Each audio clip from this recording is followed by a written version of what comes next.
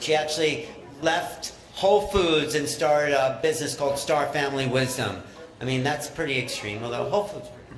Anyway, Jenna Layden is just coming on the scene, and she is so excited about the possibilities of what lay ahead of us as a collective humanity, who we are coming into, and she has some keys to our awakening. So let's give Jenna Layden a big, big hand.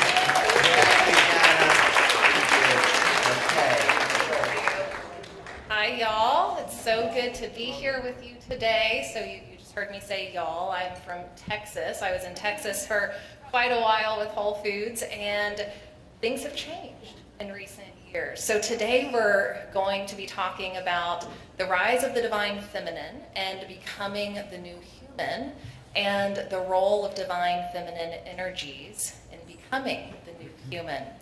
And before I get into the talk and a little bit about me, what do I mean by the new human?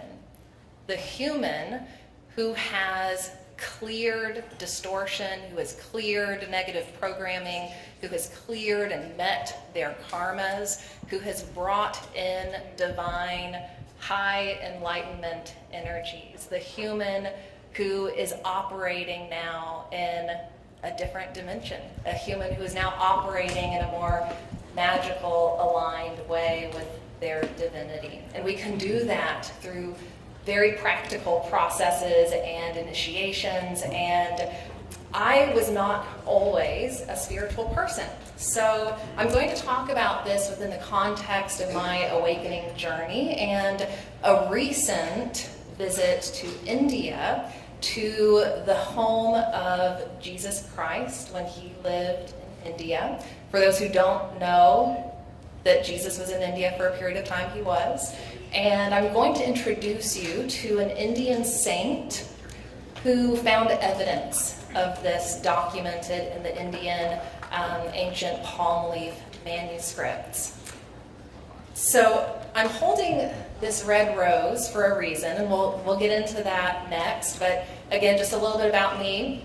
I'm a former global VP for Whole Foods Market, and at Whole Foods, my specialty was really leading teams and individuals through large-scale transformation. I happened to find myself in these leadership roles during periods of just massive transformation, and my goal was always to help people with that. So, I never moved up the ladder for power or money or the titles. It was always just about how can I help, and how can I be a leader for the team members and the teams that have desires. They want to see change. They want to see things be better, right? They want to see more harmony, more balance in how we're operating. So that was always my goal.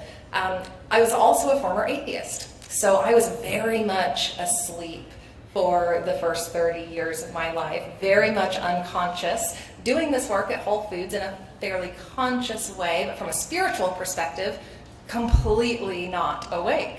And I have since I left Whole Foods, I'll talk about it in just a second, become an experiencer of supernatural phenomena. I am an ET contactee. I have accessed a lot of memories that have helped me understand my soul better and what I'm here to do in the second phase of my mission on Earth.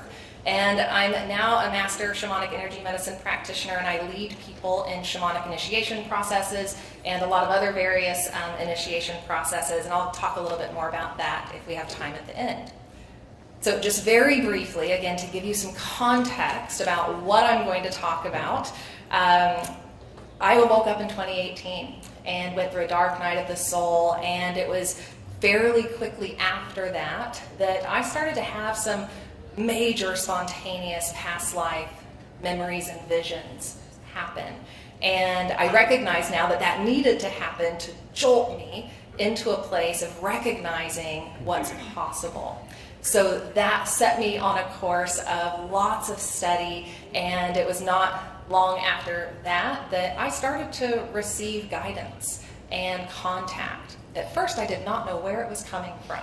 And at first I was like, what is going on here? And it took me a while to unpack that, but I went through a series of regressions that have helped me start to access more of my memories of lives off planet. And in my first regression, what I now know to be my star family, the ET beings with whom I have had other lives and with whom I've lived in other civilizations, spoke through me. And they started to channel through me and answer questions about my experiences and about some of the strange occurrences that had been happening up until that point.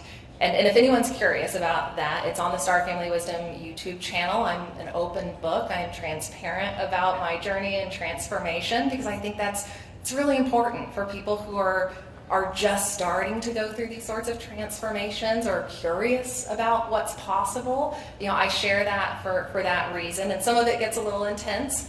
But at the end of 2020, I was told very specifically by my star family to leave Whole Foods. So I did. So I said yes, and I started this journey of developing Star Family Wisdom and developing my ability to go really deep on my inner work and to access more of my past life memories, to access, you know, what karma am I dealing with in this life? You know, what are my blocks? What are what are the shadow, things within me that need to be brought to light and need to be transformed? And so that journey led me to ultimately what I'm going to continue to talk about, which is this journey to India recently. But in my second regression, I accessed a memory of childhood ET contact. So I'd known already that I was a contactee and that I'd had this connection, and I was totally cool with it. I knew it was for the good of us all. It was for the good of my awakening and being able to share wisdom with others. But there was a dream that had been happening over and over and over during the ages of about 4 and 5. And long story short, in that second regression, you can listen to the whole thing on the YouTube channel if you want. That was a screen memory for contact that had been happening during those years. And that dream was of a red rose in space. So a very significant symbol, something that was burned into my memory for years, and something I had kind of gone back to from time to time thinking, like, what was that? That's kind of odd, to have that sort of recurring dream. So in the second regression with Barbara Lamb, just last year, we accessed this memory. And we accessed memories of me being on a ship, choosing this life, choosing the parents I would come to, choosing why I would have the first part of my mission at Whole Foods, asleep, awake, feeling very much alone, feeling a little depressed at times, like, what am I doing here? And we accessed information about this red rose symbolizing home and symbolizing me. Now, we didn't get much more information beyond that in that regression, other than me seeing interaction and experiencing, like re-experiencing interaction with these ET beings, which from the standpoint of a child was traumatic, and I had to move through clearing that trauma. But other than that part of the regression and the symbology, we didn't get much more after that. But that night, after the regression, there was a lot I was processing at the time, and I remember thinking, I just need to watch something on TV and get my mind off of this for a little bit. So I turned on a podcast, and Robert Edward Grant, who's speaking here at the conference, was on this podcast. And he starts talking about the Aldebaran star system being referred to as, or the Aldebaran star as the red rose star. And I had just gotten a galactic astrology reading pointing to the fact that my soul had a significant connection with that star. So that's where more of the red rose symbology started to unfold. Now, I should also just mention before we jump way ahead to where I'm at now and what has just happened and some of the wisdom I want to share with you today, I've also accessed a lot of memories with a lot of people here in the audience today, and of my own, of being a leader in the past in these initiation temples and processes. And I've accessed memories of ancient Greece and ancient Egypt, and have accessed these memories of off-world lives as well. So the work we're doing now with Star Family Wisdom is a continuation of my previous lifetimes here on Earth. This, what I like to call, series of lifetimes. But as I progressed through this journey of remembering these things, accessing, wisdom that was clearly coming from another place all of a sudden, I knew that even though I had gone really far in my shamanic studies and, starting to develop these initiation processes for people who are navigating their own spiritual evolution and transformation, there was a missing piece of the puzzle. There was still something I had not connected with yet. There was still something I'd not gotten my hands on yet. So earlier this year, after some time had passed from that regression and the processing that occurred, there was this, I'm not going to go into all of the details because we don't have time, but there was a series of synchronicities that started to happen around Mary Magdalene and the red rose symbology related to her and Mother Mary. The day that one of those really significant synchronicities and moments of knowing that I'm supposed to tune into this information, I think this is somehow connected to what I've accessed in this childhood dream. All of a sudden in my inbox I get an email from Marguerite Rigoglioso for a Mary Magdalene course, and I just instantly know I'm supposed to take that course. Like there's something in that course for me. And so I should also share too that as time has gone on, I've developed this sense of claircognizance and clairaudience, clairsentience, all of the clairs. And so I always had them, but they were really subtle for a long time. They helped me progress in my career at Whole Foods at a really young age. You might be looking at me thinking, like, how did she become a global VP? She looks pretty young. I am. And it was this, these heightened levels of perceptual abilities that helped me in that, but I just had no clue what was going on for a long time. So I had this claircognizant moment of just knowing, that I'm supposed to tune into this information. Well, Marguerite mentions an Indian saint by the name of Sri Kaleshwar, who I'm introducing you to today. And Sri Kaleshwar accessed his own past life memories of being with Jesus during his time. Sri Kaleshwar is an Indian saint because he has performed thousands of supernatural miracles, miraculous events, instantaneous, physical manifestation from thin air or from the elements in the field.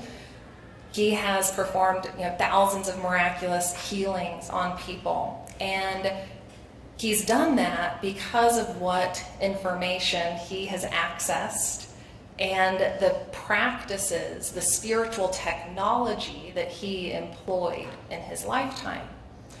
So all of a sudden, I'm connecting with this guy, and I'm like, I kind of recognize you, I kind of know you, I know your energy, and it just became this incredibly fast-paced progression of moving through, finding all of his teachings, moving through them, starting these processes that I'm going to talk to you about. And before I know it, all of a sudden, I'm getting this really clear guidance that I'm supposed to go to India. And if I hadn't already experienced the ET contact and, these moments of receiving, messages and guidance that I've followed and trusted and have, experienced pleasant, benevolent outcomes from, I would have seriously questioned this. But all of a sudden, I'm like, okay, I guess I'm supposed to go to India. Now, Sri Kaleshwar developed an ashram in Penukonda, India. Penukonda is where Jesus lived. Sri Kaleshwar got guided to build his ashram in Penukonda for the purpose of reconnecting energies that need to be brought forth at this time. So I just got back from India about a week ago after saying yes again to some wild guidance I'm getting. And so all of a sudden I'm going to India. I've emailed, the ashram. I'm thinking like, how am I going to this remote location by myself? What am I doing here? I'm asking the ashram, what are the chances of maybe coming on these dates? How would that work? I'm not even thinking about what the specific dates were at the time. And they say, yeah, come. You're going to be the only one here. We'll show you around. It's like, okay, cool. Sure. Off I go. So I book a plane ticket. I'm going to India. I'm doing it. And meanwhile, I'm going further and further in studying what Sri Kaleshwar brought forward to the world, which is still kind of a best kept secret till now. And I'm recognizing now that I'm like his marketing team. So he is choosing me to help market, his work and share this with the world. So I'm just so honored and grateful to do so. And you might be familiar with the name Shirdi Sai Baba, if anyone's familiar with Indian culture and spirituality and some of the saints in India. Shirdi Sai Baba, was a person who lived back in the late 1800s, early 1900s, who performed, lots of miraculous events. Well, he is the guide for Sri Kaleshwar. They were not alive at the same time, but Sri Kaleshwar started to see Shirdi Sai Baba, hear him, receive his guidance, and started to follow that guidance. And that led Sri Kaleshwar to where he did, ultimately building his ashram and initiating a first round of students before he died. He's no longer on the planet. So all of a sudden I'm in India.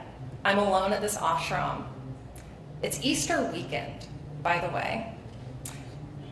And for whatever reason, I end up with this really extended private time with these power objects that were his, with his samadhi, which is his place of burial. And Indian saints, for the record, are never, cremated.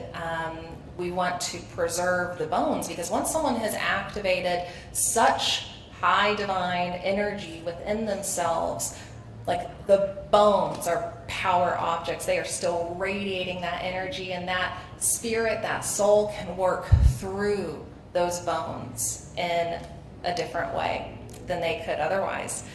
So all of a sudden, I'm having this extended period of time with these energies, and I'm still in a process of transformation from this, which I'll continue to talk about as we go through this.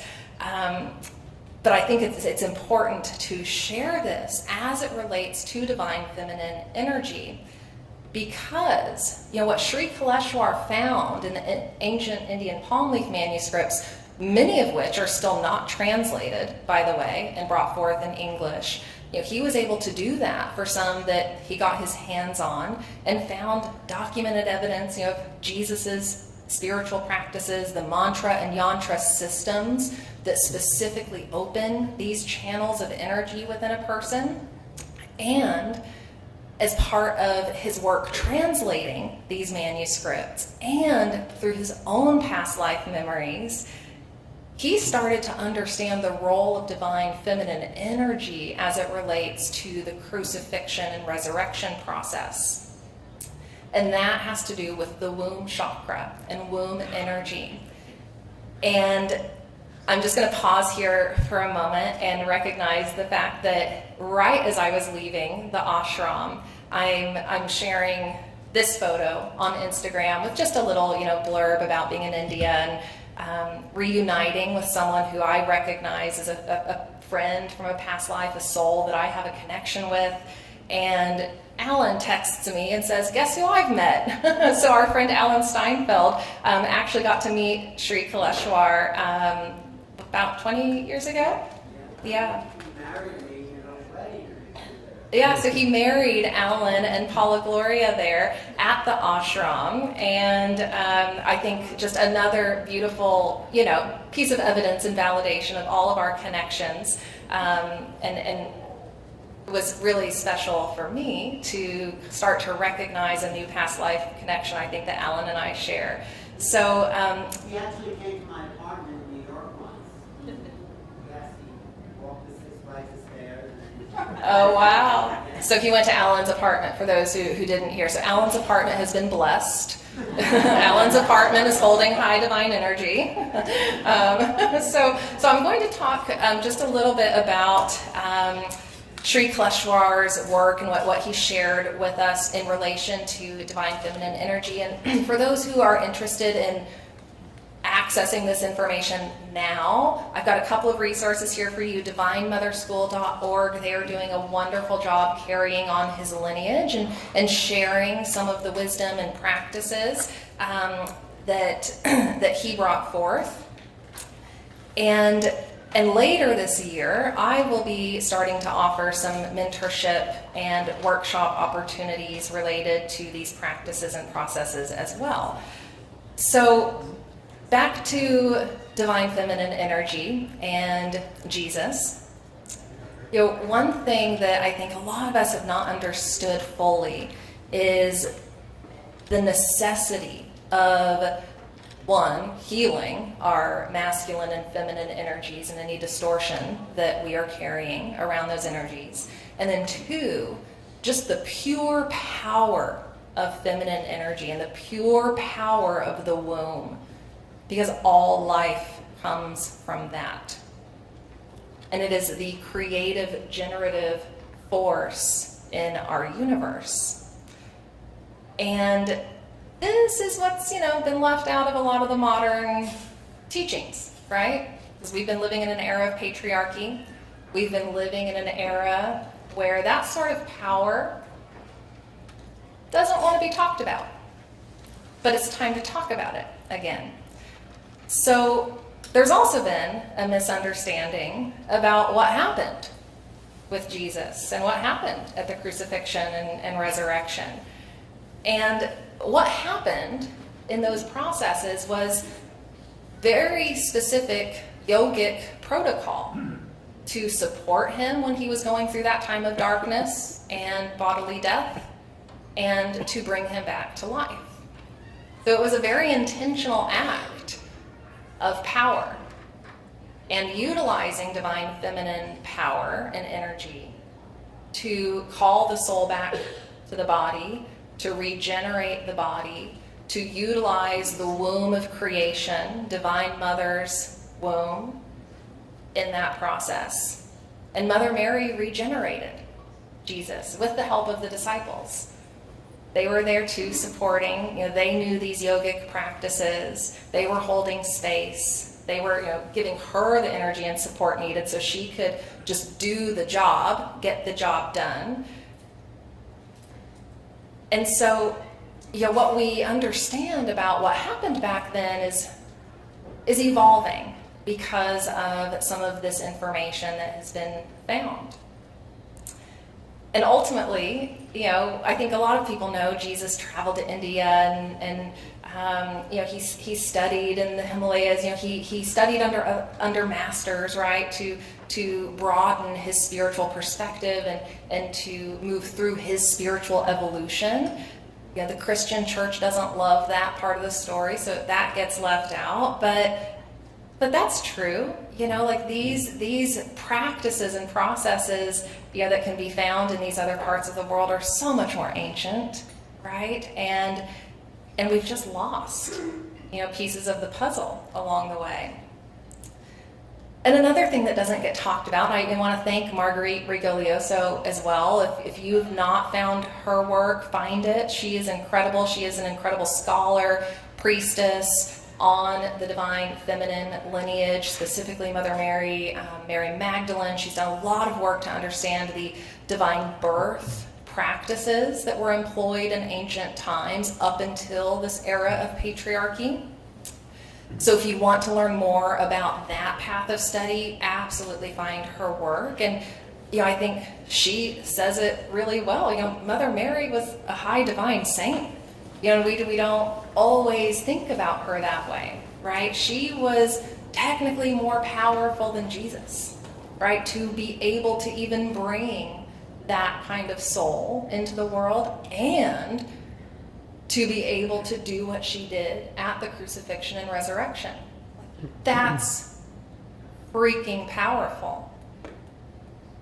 So, she had gotten to a place in her transformation, and we're going to talk about transformation a little bit here, because there is the possibility for all of us to transform our energy fields, transform our bodies, transform our neural networks, to get to a point where we can engage these sorts of processes, these sorts of energies. And Sri Kaleshwar talks about how his goal in the lifetime he had on Earth was partially a continuation of a promise he made Jesus, which was to bring forth this information again when the time was right, and to honor the divine feminine, and to honor that sort of transformation process that's possible. And his goal was to create as many masters as possible, because it's not something that's out here. It's not something that's for someone else. Like, we are literally here to transform into the new human as star seeds, and all of you are, because you're here. You all are in some way, shape, or form, right? Advanced souls, star seeds, angelic souls. We are all here to do the hard work. It's hard work moving through that sort of transformation, but we're here to do it. We're here to clear all of the heavy stuff that we've been carrying as humans and move through that sort of transformation. So, Sri Kaleshwar understood the power of the feminine and understood the power of the womb. And we're not going into all of those teachings here today. We'll talk a little bit about how you can engage in those teachings in a few moments. But he really understood the center of creation, right? Like, what is the connection point to the creation energies we need to be working with? And I want to also recognize Ra. I'm up here in bare feet, by the way, to be the example of what Ra talked about. We got to ground you guys. So I'm being the example today. But Ra talked a lot about elements and working with the elements and activating your power from working with the elements. And so once we have gotten to a place where we have cleared enough of the heavy, distorted, old energies, old programming, old information that is living in our energy field, once we have a clear womb chakra, men have a connection to their mother's womb chakra as well. There's a whole process for men to employ here as well. We reach a point of heightened manifestation. We reach a point where we can gain command and control over the elements. So again, we're not going into all of the detail on exactly what all of this is today, but I want to bring it to your awareness and introduce it to you. And these are the processes, the ancient processes, and very powerful mantras and yantra systems that were found in the palm leaf manuscripts. So we have a process for womb clearing and empowering the womb chakra with high divine energies. We have a process for activating and deepening our connection to the elements, and ultimately moving into a place of gaining some command on the elements And then there's a whole process called the Paramashiva Yogas, or a whole kind of series of processes that are meant to awaken our connection with divine souls, the angelic realm, create protection, clear blocks, clear the karmas.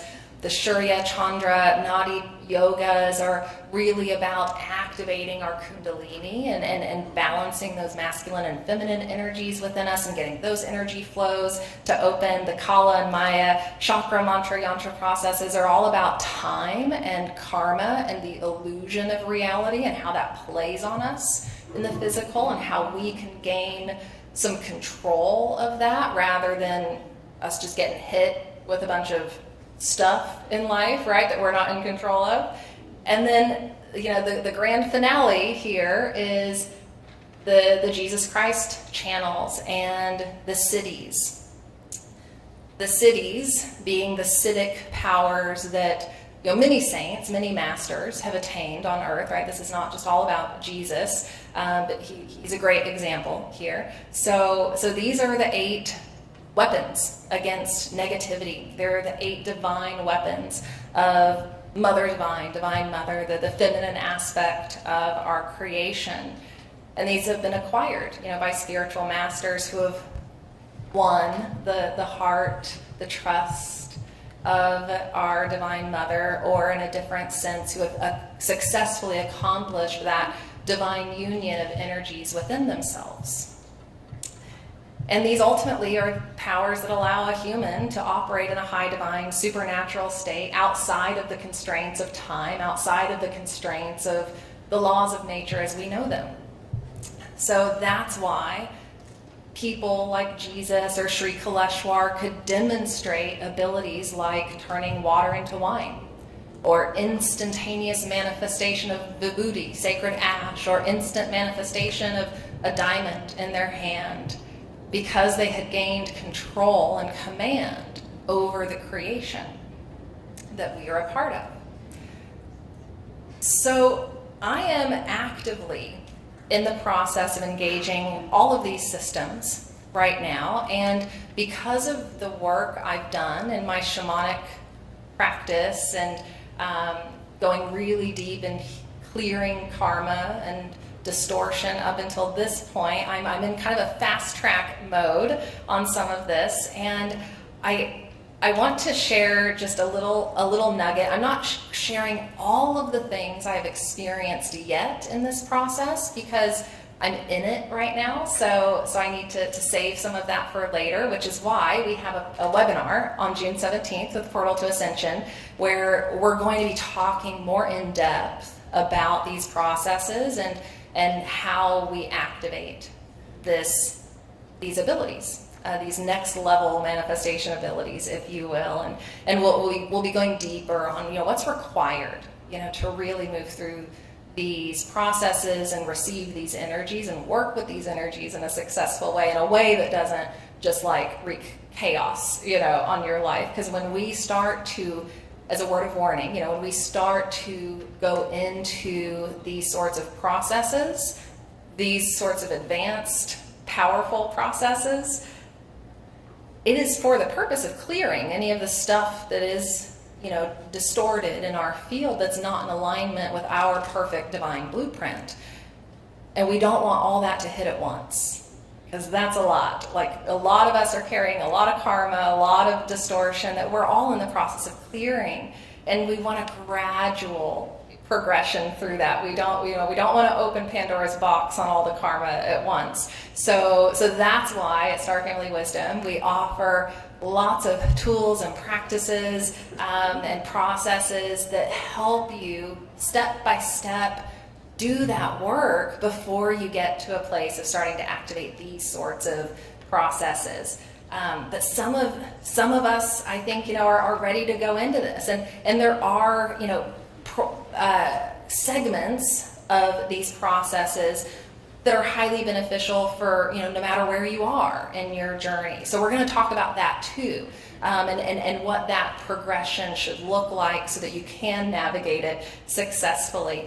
And, we should also say that not all humans are going to reach those levels of capabilities in their lifetime, but some will, right? And we need access to this information to be able to get there.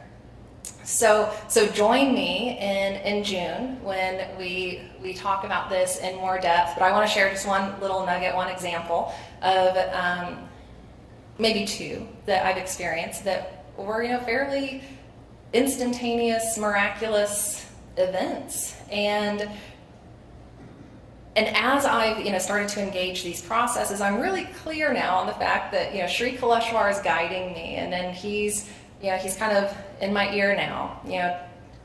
Clearly this presentation is all about him, right? So he's guiding me to help bring some of, the information that maybe stalled out a little, when he died, to a wider audience. So I'm engaging the element mantras not long ago, starting this process. And I was telling Ra, he's got to start these mantras, because with his level of connection with the elements already, I think you're gonna see this next level experience, which could be really cool. And I started to have that experience recently. So I'm starting to work with these mantras, and these processes are intense. You're doing really long mantras, working with the yantras and sacred geometry for 101 days, 41 days, and you've got to be consistent. You got to do it at certain times of day. It's intense. And so I'm starting this process. I'm a couple weeks into it. I'm also doing shamanic work at the same time, and I've got all the elements activated in my ancestor altar one day. And I'm doing the element mantras. I'm on the water mantra. All of a sudden, I start to hear running water. I'm like, what's going on here? And I look out in the hall, and my hall bath had turned on. And I had not used that bath that day. It's just me in the house with the cats. The cats are with me, and we're all like, oh my goodness, oops.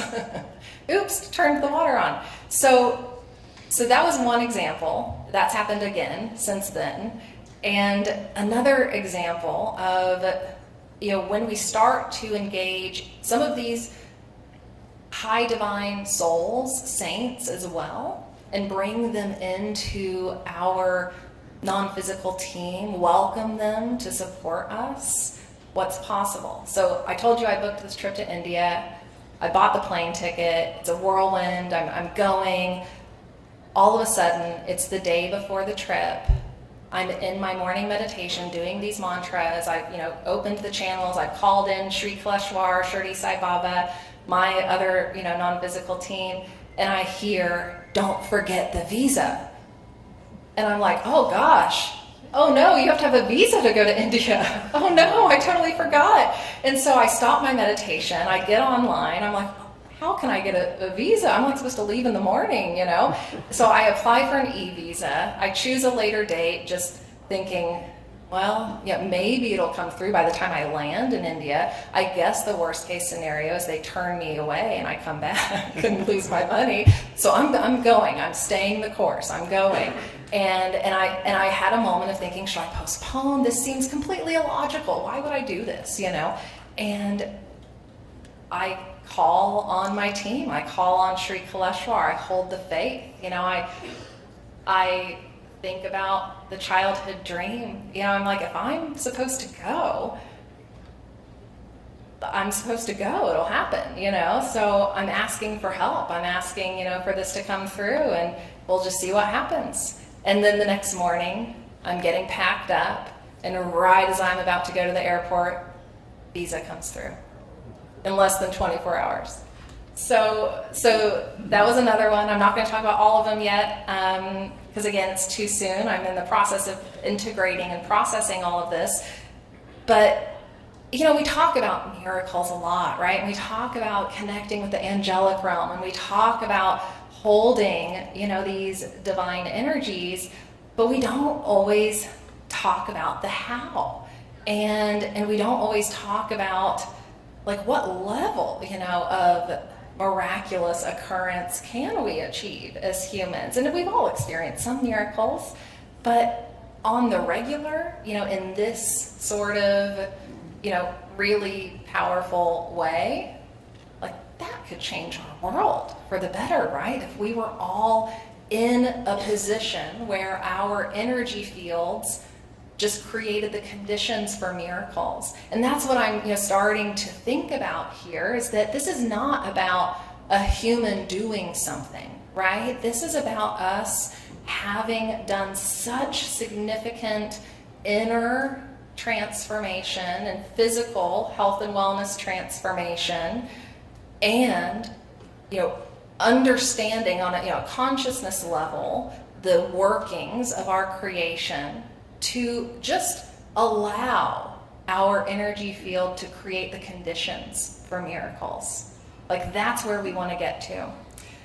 And that's what we're going to do with Sri Kaleshwar's work and his teachings.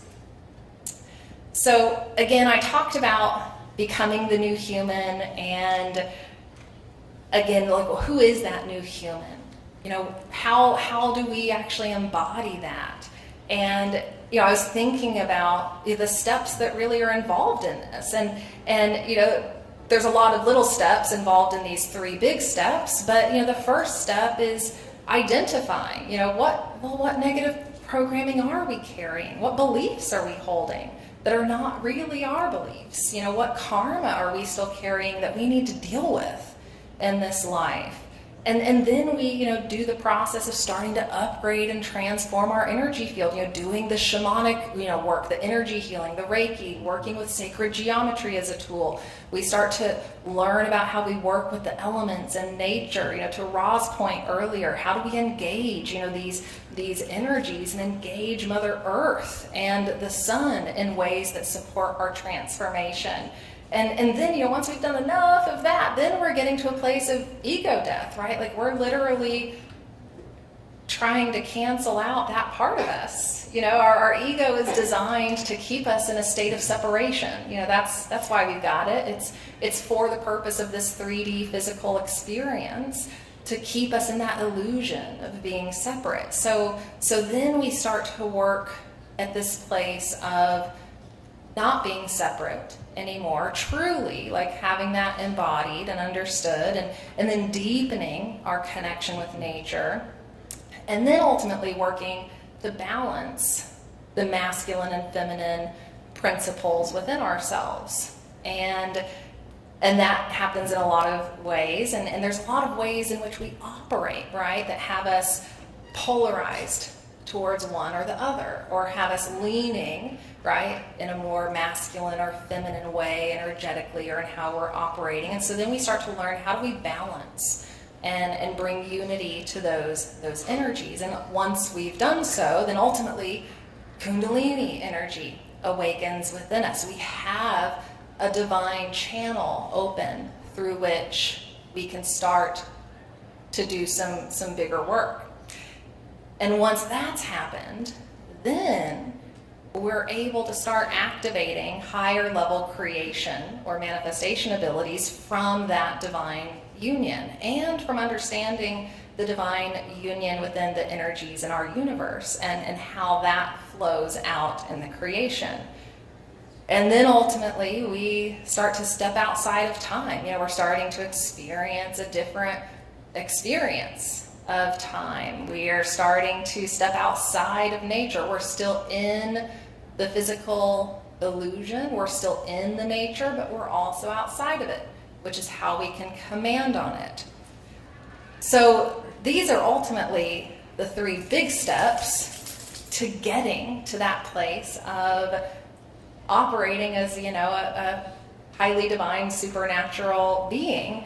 And so, I've always wanted to be a support system for the people I'm leading, and be transparent as a leader, and engage in everything my team, was doing at Whole Foods.